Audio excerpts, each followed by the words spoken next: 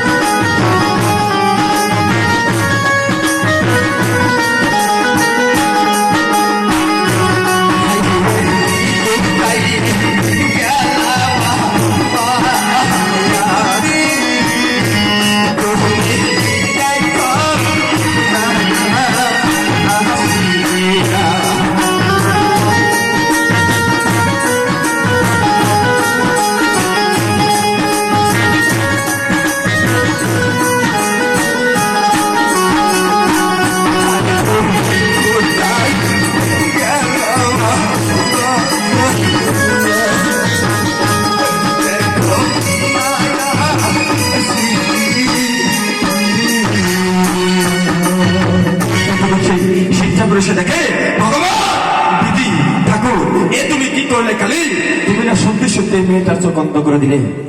তখন সেই কালী বলতেছে, স্বামী কেন অন্ধ করবো না, তুমি যে বলেছো তুমি সেবার কলিদাস ঠাকুর বিয়ে করবো না, এই মেয়ে কোথা থেকে আসলো। তখন সেই শিব ঠাকুর বলে, বিবি এটা আমার কোনো বিবি না, আমি এই মেয়েকে বিবাহ করি নাই, এটা আমার অরব জাতির সন্তান। তুমি সন্তান কোথায় পেলে? তোমার তিনটা বিবি আমার বাড়িতে, তিনটা বিবি তোমার ঘরে আছে, তুমি এই কৈলাসনগর যা তুমি সন্তান কোথায় পেলে? না আরো একটা বিবাহ করেছিলে।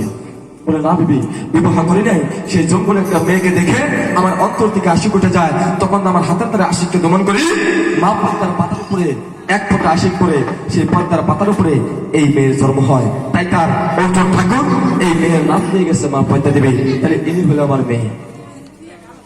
তখন সে শিব ঠাকুর বলে, মারে তোমার চোখ তো অন্ধ হয়ে গেছে, তোমার এই চোখ আমি বাবা ভালো করতে পারবো না, একমাত্র ভালো করতে পারে চাম্পা নগরে সে প্রতি বছর একটি করে জবা ফুল দিয়ে আমাকে মা মনসা পুজো করে। সেই চাম্পানগর চান্দু সদাগার যদি তোমাকে জবা ফুল দিয়ে একটা মা মনসা পুজো দেয়, সেই জবা ফুলের এক ফোঁটা রং যদি তুমি চোখে দিতে পারো, সেদিন থেকে সে তোমার চোখ ভালো হবে। তখন পদ্মা দেবী পাগল হয়ে সেই চাম্পানগর চললো সেই পুজোর কারণে।